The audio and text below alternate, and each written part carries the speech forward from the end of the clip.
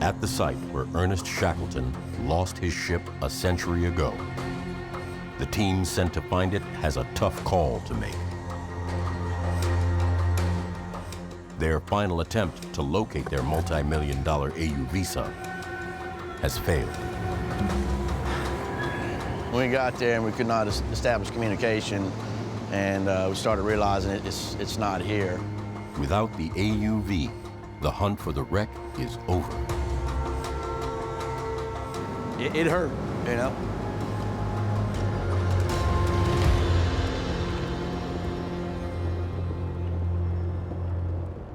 The AUV could be anywhere. It's likely out of battery. And temperatures are dropping fast. The ice flows that have trapped them twice in the last 48 hours are closing in.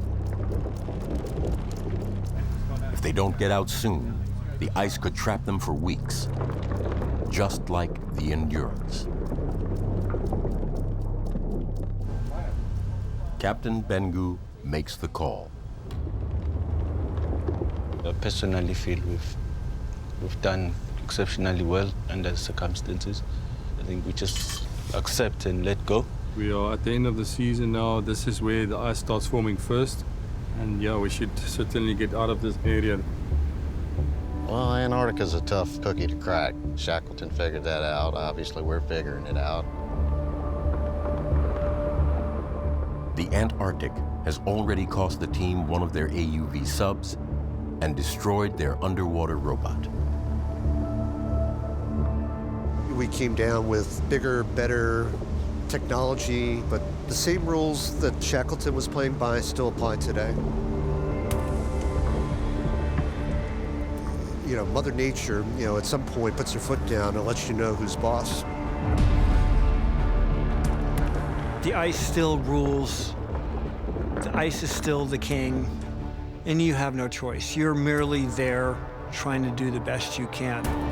For now, the secret of Shackleton's lost ship remains locked in the AUV, hidden beneath the ice. Yeah, the AUV could be anywhere. At this point, it's likely that it's buoyant and floating under the ice. That information that's on that AUV could hold the secret of the Endurance. We were always up against the ice. That was always the enemy for us, just as it was for Shackleton. And yeah, it's beaten us also.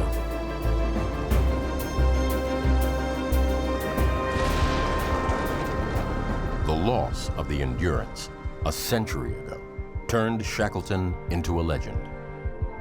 Shackleton resonates today because of keeping his men together, keeping morale up, doing the impossible, and then saving them. That's endurance. Whenever I'm out there in a tricky situation, climbing, or where things might not be going my way, I take a bit of Shackleton and I plug it in, and I'm like, yeah, Sir Ernest Shackleton, he would persevere. And that is the power of Shackleton's story.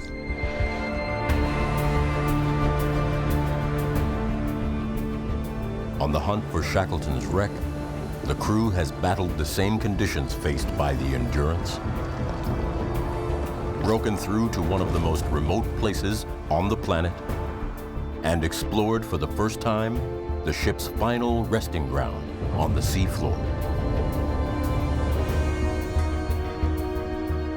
For the expedition, getting this close to the wreck is a major feat of exploration. And while the onset of winter marks the end of this season, the team plans to return. If there's an opportunity to come back and search for it again, I'm gonna be first on the list. Hopefully we find the AUV and the Shackleton ship in the same spot. I always said this was the greatest wreck hunt that there's ever been, and still is. I mean, somewhere beneath my feet is the Endurance. And you know what? It isn't over yet. They're talking about going back to the moon, so why not go back to the Weddell Sea? To be able to go down and find it and locate it and document it would be a closure for this whole endurance story.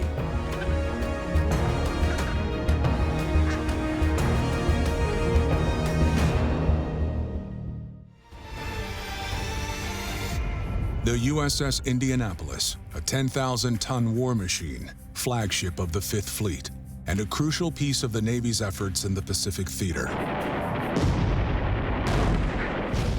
She's bombarded the Japanese fortifications at Tarawa,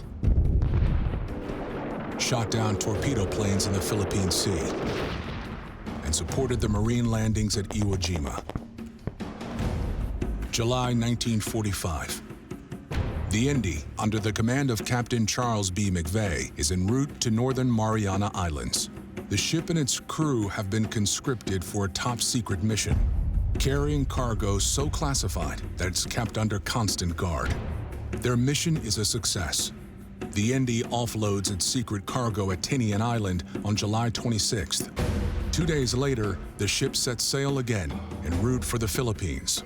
The Indy is ordered to link up with other naval forces in preparation for Operation Downfall, the planned invasion of the Japanese home islands.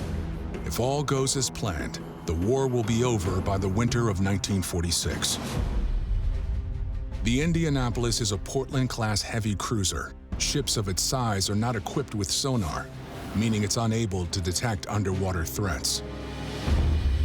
Before embarking from Tinian, Captain McVeigh requests a destroyer escort, a smaller, more maneuverable vessel that can clear a path for the Indy. But McVeigh is told that this sector of the Pacific is quiet, and there's nothing to worry about. His request is denied. July 30th, just after midnight. The night is black and visibility is low. The Indy has no chance of spotting the threat that's stalking them. 1,000 yards away, hiding in the inky depths of the Pacific, is the I-58, a Japanese submarine. Its skipper, Mochitsuro Hashimoto, is a highly experienced submariner.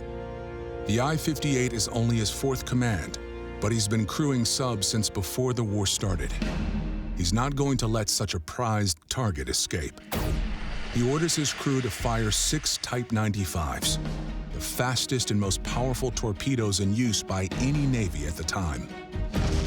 2 massive explosions rock the Indy, one amidships and the other at the starboard bow. In an instant, dozens of American sailors are killed. The ship immediately begins taking on water, and the survivors have no choice but to abandon ship. In less than 15 minutes, the USS Indianapolis disappears beneath the waves. Nearly 300 men go down with the vessel. As the sun rises on the next day, over 800 survivors are adrift on the open ocean, 280 miles from land. The men are optimistic at first, but a whole day passes without any sign of rescue. And then another. And then another. Facing extreme heat during the day and cold at night, sailors begin to succumb to exposure, exhaustion, and dehydration. Some get so desperate, they attempt to drink seawater, which only makes them sicker. But any of those fates are preferable to another threat: sharks. Hundreds of oceanic whitetips prey on the defenseless sailors. More attacks means more blood, and more blood means even more sharks. After 4 days of hell, a Navy plane on a routine patrol spots an oil slick on the ocean surface. Descending to investigate, the pilot is stunned to see hundreds of sailors drifting amongst the waves. He immediately radios for help. Over 800 men went into the water. By the time rescue ships arrive, only 317 come out.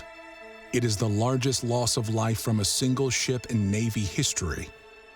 It is also the largest shark attack on record. But the entire incident is overshadowed when, just a few days later, an atomic bomb detonates in the skies over Hiroshima. And 3 days after that, a second device is detonated over Nagasaki. Both cities are leveled. Hundreds of thousands of Japanese civilians are killed. The Empire of Japan formally surrenders 1 week later, leading to the cancellation of Operation Downfall. The classified mission that brought the Indianapolis to Tinian Island, their top-secret cargo, components used in Little Boy, the atomic bomb dropped on Hiroshima. The crew of the Indianapolis helped end the war, but tragically, not soon enough to save themselves. The war is over, but the survivors of the USS Indianapolis, as well as the families of the fallen, want answers. Why was the Indy allowed to travel unescorted? How did their failure to arrive in the Philippines go unnoticed? Subsequent investigations uncover that intel regarding Japanese submarine activity in the Philippine Sea was not properly communicated to the Indianapolis's crew. Worse still, 2 Navy officers were made aware that the Indy was missing in action, but failed to investigate the cruiser's absence or make a formal report to their superiors. As the excitement around the end of the war subsides, the story of the Indy's sinking makes its way into the public consciousness. Outrage ensues. How could the Navy lose so many men so close to the end of the war? Someone had to shoulder the blame. In November 1945, the Indy's captain, Charles B. McVeigh, is court-martialed by the U.S. Navy. Machitsura Hashimoto, the commander of the very sub that sunk the Indianapolis, is called in to testify in McVeigh's defense. He states on the record that, in essence, nothing McVeigh could have done as captain would have saved the Indy. The vessel was doomed as soon as Hashimoto and his crew spotted it. Despite Hashimoto's impassioned defense, McVeigh is convicted. He is the only captain in the history of the U.S. Navy to be court-martialed for losing his vessel in battle. Though it is later overturned, the conviction effectively ruins McVeigh's career. He commits suicide in 1968. The circumstances around the Indianapolis's sinking are clear. But the greater mystery remains. Where exactly is the final resting place of this infamous vessel? The section of the Philippine Sea in which the Indy sank is over 3.5 miles deep. In the 1940s, the deepest an ocean exploration vessel had ever descended was only 3,000 feet. But just 2 decades later, ocean exploration makes a massive leap forward and downward. In the 60s, the bathyscaphe Trieste shatters all records by descending to the bottom of the Mariana Trench, over 36,000 feet under the ocean's surface. With these technical advances, the wreck of the Indianapolis could finally be reached. But where to search? All of the Indy's charts and logs went down with the ship. The radio men had made note of their precise location while attempting a distress call. But after 4 days struggling to survive on the open ocean, the exact coordinates were forgotten. The only information left to work with was the ship's original course. Not much to go on. But public interest in the Indianapolis is reignited in the late 90s, driven in large part by an effort to clear Captain McVeigh's service record. Deep-sea expeditions are launched in 2001 and 2005 based on the Indy's charted course, but neither are successful. Without a better idea of the Indianapolis's final location, searching for the wreck is like trying to find a needle in 18,000 feet of hay. Finally, in 2016, a breakthrough. A crucial piece of evidence had been overlooked by past investigations. An incident report by Captain McVeigh mentioned that the Indy passed an unidentified naval landing craft, or LST, just a few hours before being torpedoed. If this unknown LST was identified, its logbooks could be used to chart a new, definitive course for the Indianapolis. Dr. Richard Hulver, researcher with the Naval History and Heritage Command, digs into the naval archives and manages to identify the landing craft as LST-779. Using its precise coordinates and knowing approximately what time the Indianapolis passed the vessel, he is able to map out a new 600 square mile search area for future expeditions. Re-energized by Dr. Hulver's discovery, a high-tech expedition led by billionaire philanthropist Paul Allen sets out to find the Indianapolis. And on August 19, 2017, 72 years after the Indy sank, its wreck is finally spotted on the floor of the Philippine Sea. More than 18,044 feet below the ocean's surface, one of the deepest shipwrecks to ever be successfully located. The wreck of the Indianapolis was designated as a war grave. It will remain where it lies, undisturbed, as a monument to the tremendous sacrifice of its crew. Thanks to the combined efforts of naval researchers and deep-sea explorers, we can finally close the book on this dark chapter of U.S. military history and on one of history's greatest mysteries. Great Britain, early 1800s. Rampant economic growth fueled by the Industrial Revolution introduces new ideas and opportunities. In 1804, math teacher and geographer Sir John Barrow becomes second secretary of the Admiralty, setting forth a chain of events that would lead to one of history's greatest mysteries: the shocking disappearance of two massive warships and a crew of 129 polar explorers somewhere amid the vast Arctic waters. Barrow is determined to establish a traversable sea passage to Asia, allowing Europe to bypass the Ottoman Empire's domination of most overland routes. Finding a shortcut to Asia would allow European merchants access to the coveted silver, gold, spices, and silk of India and China.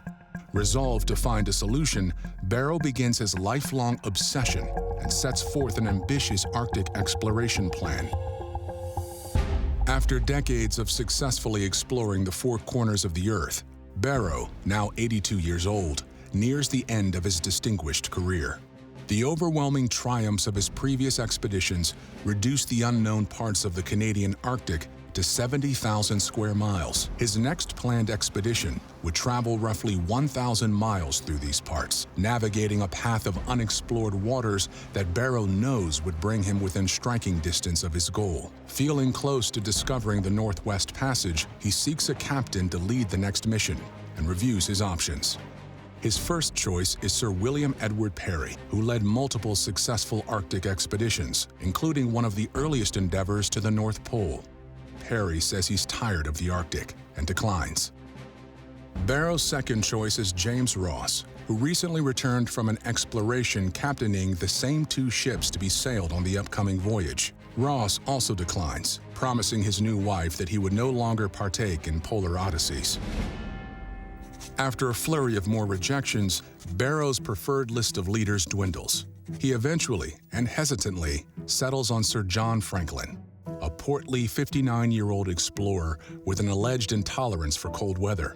He's publicly known as the man who ate his boots after resorting to consuming his shoe leather to avoid starving to death on an overland Arctic expedition. With the unfavorable Captain Franklin at the helm, the titular expedition commences. Tapping Sir John Franklin to lead the exploration is not the only controversy that surrounds the Admiralty's personnel decisions. Of the 24 officers, only 4 possess recognizable experience in the ice. Even the food supplier begs contention. Just 7 weeks before setting sail, the Admiralty awards the catering contract to Stephen Goldner. Goldner gets to work, rushing production of 8,000 tins of food in under 2 months, using a recently developed technology called canning. It's yet to be tested as a food storage strategy for any expedition, and the time crunch creates the risk of improperly sealing and separating the food from its lead containers. The freshly canned tins barely make it on time, but they're packed and ready to depart into unknown Arctic waters. 170 years later, this seemingly innocuous provisions contract would contribute to the mystery of the Franklin expedition with grisly consequences. If food and personnel concerns sow doubt about the Franklin expedition's odds of success before departure, the grandeur of its 2 massive ships convey the polar opposite. The HMS Erebus and the HMS Terror, 2 colossal warships attuned for the Arctic, over 300 tons of cargo capacity each, reinforced with thick iron plating to protect them from the crushing force of the Arctic pack ice. The ships were among the first in the Royal Navy to be outfitted with steam engines and screw propellers, allowing the vessels to travel at speeds of over 4 knots without the need for wind. With the 2 prodigious ships, 24 tons of meat, 35 tons of flour, nearly 2 tons of tobacco, 8,000 cans of preserves, and no less than 7,560 liters of liquor, the crew feels ready to embark.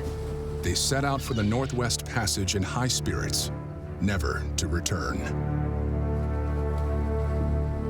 The fateful journey begins according to plan as the two ships make their way to Greenland, accompanied by a supply vessel. Letters home to England signal convivial moods among the crew of John Franklin's Erebus. But Franklin and his deputy, Francis Crozier, do not feel as optimistic. Harboring their true feelings from the crew, both men share their grave doubts that they'll return alive only in their personal journals. On July 26, 1845, two whaling boats in northern Baffin Bay off the Greenland coast report seeing the Erebus and the Terror. It would be the last recorded contact with the ships. 2 years after the Franklin expedition set sail, John Franklin's wife, Jane, senses something is terribly wrong. A shy but determined woman, Jane Franklin writes letters lobbying the Admiralty, the Tsar of Russia, and the United States to send out a search expedition for her husband and his crew. The subsequent searches would become vital to help explain what may have happened to the vanished men and ships of the Franklin expedition. Some experts presume the men died of cold-induced pneumonia. Others imagine tuberculosis caused their demise. Scurvy, lead poisoning, and cannibalism make up a long list of other hypotheses. But no matter the cause, one fact is certain. The 129 men of the HMS Erebus and the HMS Terror had vanished.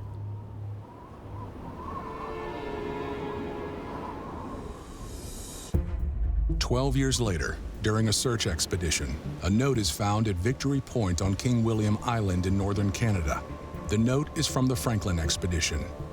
It claims that John Franklin and 24 others died, and the rest of the crew abandoned their ships and, mystifyingly, their provisions in an attempt to reach the Canadian mainland. In the years after the expedition's disappearance, the Arctic natives' testimonies about the whereabouts of the vanished ships and crew fall on deaf ears to British officials after the Inuit explained that the men resorted to cannibalism to stay alive. The Inuit tales of large piles of bones, cracked in half to access the fat-rich bone marrow, were confirmed by excavated skeletons in the year 2015. This end-stage cannibalism is used as a last-ditch effort at survival, and in the case of the Franklin expedition, an unsuccessful one. For almost 2 centuries after the Franklin expedition disappearance, very little information surfaces about the 2 lost ships' locations. Only generations of stories and artifacts remain. But then, a shocking discovery is made. An Inuit historian and teacher named Louis Kamukak shares specific stories passed down by his ancestors with the Canadian government, providing the missing pieces to the 170-year-old puzzle.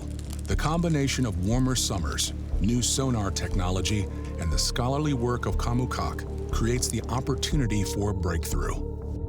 In September 2014, a search team led by Parks Canada finds the HMS Erebus, sitting in just 36 feet of water.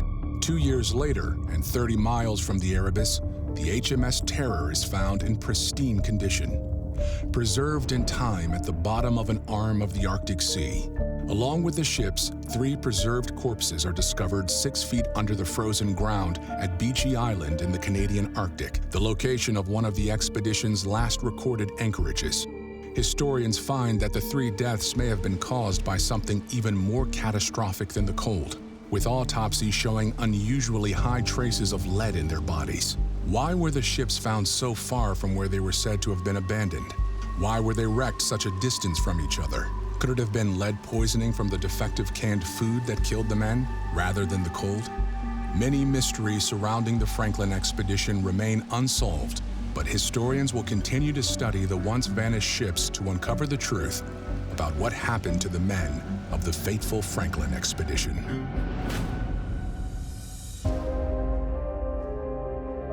Research and exploration of the wrecks of both Franklin ships continues to this day. Just 9 years after the Franklin expedition disappeared, a Norwegian-led voyage successfully navigated the Northwest Passage for the first time. But due to the intense challenges of sailing through the Arctic, the newly mapped route was never viable as a commercial shipping channel, and the completion of the Panama Canal in the early 20th century offered a much safer, faster route from the Atlantic to the Pacific. It's a sad coda to what was once one of history's greatest mysteries.